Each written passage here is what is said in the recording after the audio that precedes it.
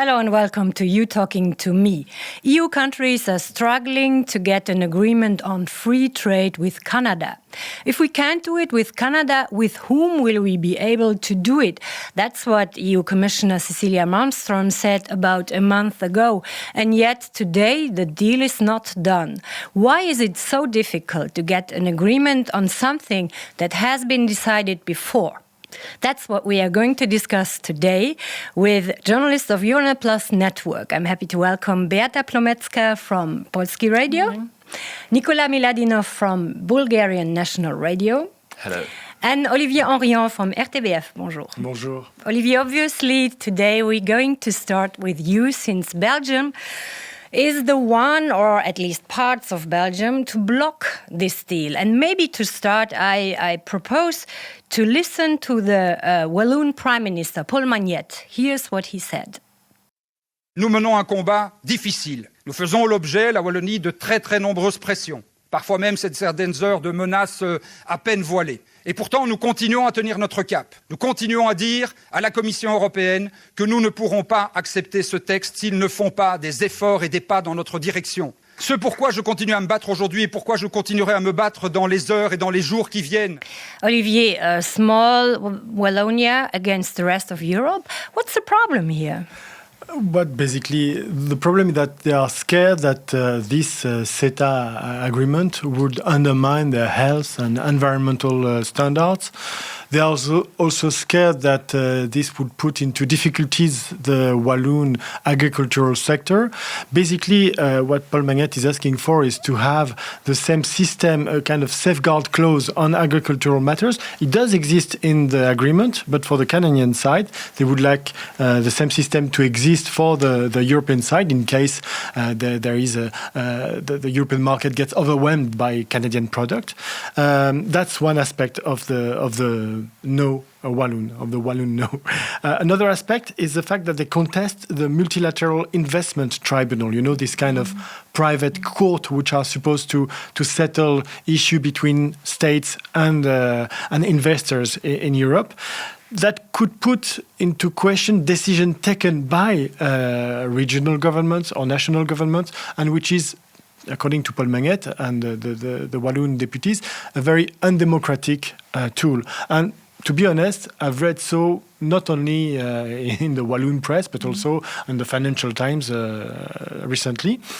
And the final point, the final difficulties is that they are scared that the CETA will be a kind of Trojan horse for American companies to sue European or regional governments. You have to know that there are something like 40,000 American companies who have set up a headquarter in Canada. And if CETA would come as a reality, they would have the same right as Canadian companies. The agreement has been negotiated 7 years ago, I think it started. So how come that it took so long that this Wallonian no is now here on the table?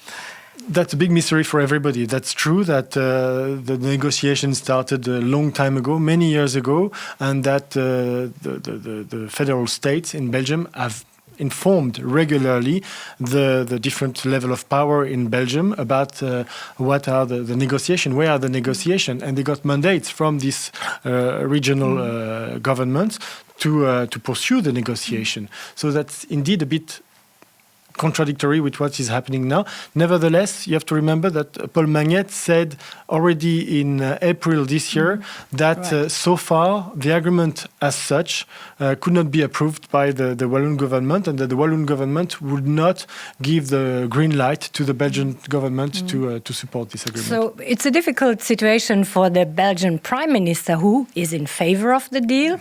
What will he do now tomorrow in Brussels when leaders meet, and what will he tell them? I forgot to bring my crystal ball. That's a big question for everybody. not only to mention that it's not only the Belgian Prime Minister who is supporting the CETA, but also most of the Belgians, according to the figures, because the northern part of Belgium, the Flanders region, do support the CETA, and very actively, and they had very angry words against Plomecka and his decision. So what will he do? I think he has no other choice than not signing the CETA, because if he did so, it will be contested by the Constitutional Court in Belgium, and that would also open some existential issue in the Belgian level of governance. Mm-hmm. Let's turn maybe to the Belgian neighbor, Luxembourg, a smaller country than Belgium, where protests of the civil society also triggered a large discussion on the same issues you just mentioned. Olivier, we are in line with Pierre Reyland from Luxembourgish 100.7. Pierre, the Luxembourgish government is in favor of the treaty, but how did this government, where the Greens, who are against the treaty, are part of the government, how did this government justify its position? Luxembourg's government, especially the foreign minister Jean Asselborn from the Socialist Party, justified their support for CETA by repeatedly pointing out that it is the best possible free trade deal in a world where global trade cannot be stopped, and that it includes all the necessary guarantees about privatization, social and environmental standards, and the neutrality of the new investment court. But Asselborn's own Socialist Party faced pressure due to internal differences over CETA. The party's left wing and its youth section are strongly against it. The foreign minister even threatened to resign if CETA wouldn't receive enough support. In the end, a large majority of party members voted for it. As for the Green Party, I think it found itself more than ever in a difficult position of having to do a balancing act between its core ideology on the one hand and its position as a coalition partner of the Liberals and the Socialists. In spite of strong opposition of Green Party members and supporters, I think the party somehow managed to avoid showing its true colours on CETA. It was sitting on the fence, so to speak. One of its main arguments for justifying this tacit support was that Luxembourg and the Greens played an important part to insist that additional and legally binding guarantees would be added in the additional protocol. Thank you, Pierre. And we have Claudia Knoppke from German AMS on the phone. The German position somehow was also difficult to find. German government is in favor of CETA. There has been a judgment last week from the Constitutional Court, and interesting enough, this was celebrated as a victory both by campaigners against CETA and by the government. Claudia. Well, let's say on the higher level. So the politicians were satisfied and some NGOs were satisfied too, but I wouldn't say all the people in Germany are satisfied because there were over 200,000 suits against CETA. So let's say the political level is satisfied, like Sigmar Gabriel, the minister in charge for that.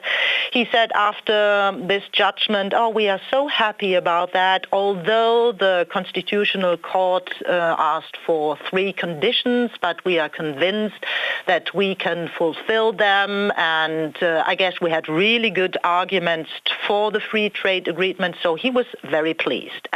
And astonishingly, the NGO Foodwatch, who is really against this kind of free treatment, was happy too. And Sylvie Ahrens is the speaker of Foodwatch in Germany, and she said, we are so happy with that judgment. Also die Bundesrepublik muss absolut klarstellen, dass, wenn es in einem späteren Hauptsacheverfahren Bedenken gibt gegen CETA, dass sie aus dem Vertrag aussteigen kann, dass sie den Vertrag kündigen kann. So, Claudia, that's clear. The German government has to get the guarantee that it can dismiss this agreement. Did it get it at the end? Because it's not in the agreement itself. Yes, but yesterday, after the EU trade ministers left each other after their discussion, we had the glad minister Sigmar Gabriel again. He came out of the meeting and he said, I'm very satisfied because Germany has been able to put through all the conditions that the Federal Constitutional Court has put to us. And the most important thing is that there will be a clear distinction between national and European jurisdiction, and that the Germans also had clarified that there will be everything stopped if, for example, a parliament says we do not ratify, or the Constitutional Court has objects again. So yes, if there will be concerns again, they can step out. And CETA is settled, it might not be settled. Beata, in Poland there has been a small opposition to this agreement. The Polish government is in favor.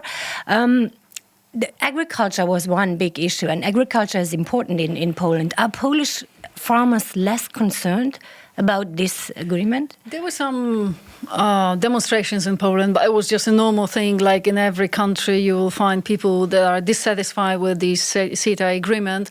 Polish farmers were amongst them, the groups that were rather skeptical about this agreement. Trade unions as well. There was a letter sent a couple of days ago to the Polish government by the Solidarity Trade Union asking not to sign this agreement. There were some also different points of view among ministers. The vice prime minister and responsible for finances and regional development, Mr. Morawiecki, was in favor of this deal. However, the agriculture minister has some doubts. All in all, Poland supports the deal, but also will look carefully when this deal is enforced. Some parts of this deal, of course, the trade part of the deal, will simply monitor whether all these guarantees that were set, that were raised by Wallonians and are in the declaration that will be to this deal altogether accepted, that the standards will not be, that all EU standards will be protected. I mean, will be still high as they are now. And also, the Wallonians' problem concerning this investor-state dispute settlement, this was also the problem. Of course, it will not go into force for the time being, but Poland will try to get some reassurances that the judges from Poland will be represented in this tribunal. So these are these problems that will raised by Poland, but all in all, Poland will sign the treaty. However, we'll monitor the situation for the next couple of years, and we'll try to get reassurances concerning this tribunal. But somehow the Polish economy is, like many others, waiting for the deal. Yes, of course. We have surpluses with trade with Canada. So some companies, small companies, are also waiting for opening the market of the Canadian markets. That's true. That's also the case in Bulgaria, Nikola, where the economy is pretty much in favor of the deal, and yet there are difficulties concerning visa. These difficulties, have they been settled with Canada?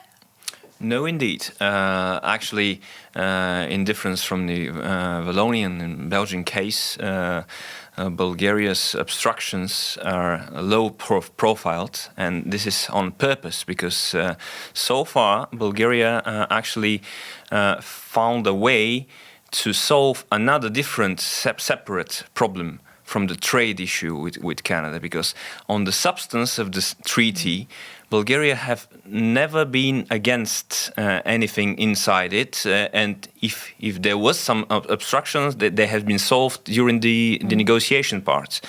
But the Bulgarian authorities thought they might get visa-free regime with Canada. Because Bulgaria, which they don't have right now, which is along with Romania, the only two European Union countries without a visa-free passage to Canada are these countries, and this is against the visa reciprocity principle of the European Union. But this is a political unwillingness so far by Canada. Not to include us. But Bulgaria got now somehow the guarantee yes, that... the interesting is that 2 weeks ago, the Prime Minister of Canada, Mr. Trudeau, called the Bulgarian Prime Minister and promised a clear timetable for visa lifting until 2017, gradually. And now the Bulgarian government awaits just for written official confirmation about that political promise. Because it was made on a phone call. Yes. According to my sources, though, after Paul Magnet announced his veto to the CETA agreement, the Canadians wouldn't be able to give us such a written guarantee for visa lifting, because why would they do that if the whole story would end with Belgium not agreeing about the trade treaty? So everything is intertwined now, and it's quite likely that Bulgaria and Romania on that summit are still reluctant to support CETA because they didn't get the guarantee. They didn't get that guarantee. In a written form. Okay, Olivier, what is to be expected now? I mean, we have this joint interpretive declaration with many points, concerns that had been raised. Will that be the solution also with Wallonia? Will we just add some points here and Wallonia will be satisfied? It seems it's not going to be the case. Paul Magnet said on Wednesday morning on RTBF radio that now this joint interpretation declaration would not be sufficient. It's like a patchwork of different interests, as we mentioned earlier, and that is calling for renegotiation of the whole deal. And it seems he's the only one who is supporting this option. Even the Belgian Prime Minister doesn't see that as an option. So it seems very lonely on that one. Okay, CETA is really a tough challenge for EU countries to reach an agreement. The signature was scheduled in about a week. We will see about that. Thank you very much for coming. Beata, Nikola, Olivier, thank you all and see you soon on You Talking to Me.